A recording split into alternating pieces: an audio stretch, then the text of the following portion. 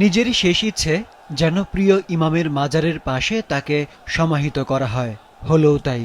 শিয়া মতাদর্শীদের 12 ইমামের অষ্টম হজরত ইমাম রেজার মাজারে কবরস্থ করা হয়েছে ইরানের প্রয়াত সাবেক সর্বোচ্চ নেতা আয়াতুল্লাহ আলী খামেনিকে, যেখানে কেটেছে তার শৈশব আর কৈশোরের দিনগুলো। তার বাবা আয়াতুল্লাহ জাওয়াদ খামেনির সমাধিস্থলও এখানে। শিয়া মতাদর্শীদের কাছে ইরানের মাশহাদ শহর একটি পবিত্র নগরী এবং অন্যতম তীর্থস্থান। আয়াতুল্লাহ আলী খামেনিকে সমাহিত করার আগে মরদেহ নেওয়া হয় ইরাকের শহর ও শিয়াদের ধর্মীয় নগরী কারবালায়। সেখানেই ঐতিহাসিক কারবালা যুদ্ধ সংঘটিত হয়েছিল। এই শহরেই আছে ইমাম হোসেনের মাজার এবং কারবালায় শহীদ হওয়া যোদ্ধাদের সমাধিস্থল।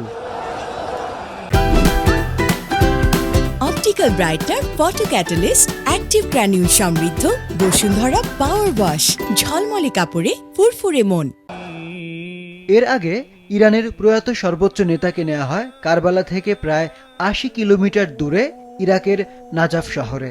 মুসলমানদের কাছে এই শহরটিও আধ্যাত্মিক ও পবিত্র বলে বিবেচিত। শিয়াদের প্রথম ইমাম হজরত আলীর মাজার রয়েছে সেখানে। এছাড়া পৃথিবীর সবচেয়ে বৃহত্তম কবরস্থান ওয়াদি আসসালাম নাজাফে অবস্থিত, যাকে বলা হয় শান্তির উপত্যকা। ধর্মতত্ত্ব নিয়ে পড়াশোনা ও গবেষণার জন্য এই শহরটিও বেশ প্রসিদ্ধ।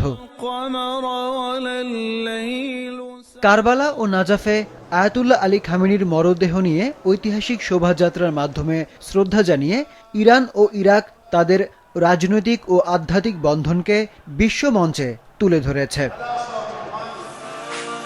কোম শহরেও নেওয়া হয় ইতিহাসের অন্যতম শক্তিশালী নেতা আয়াতুল্লাহ আলী খামেনির মরদেহ, যেখানে লাখো মানুষ চোখের জলে শেষ বিদায় জানায় তাকে। এই শহরে দীর্ঘদিন পড়াশোনা করেছেন আয়াতুল্লাহ আলী খামেনি। তেহরানে প্রয়াত সর্বোচ্চ নেতাকে প্রথম শ্রদ্ধা জানানোর মধ্য দিয়ে শুরু হয়েছিল সপ্তাহব্যাপী শোকানুষ্ঠান, যার শেষটা হয় মাশহাদে, লাখো মানুষের ভালোবাসায় আর চোখের জলে।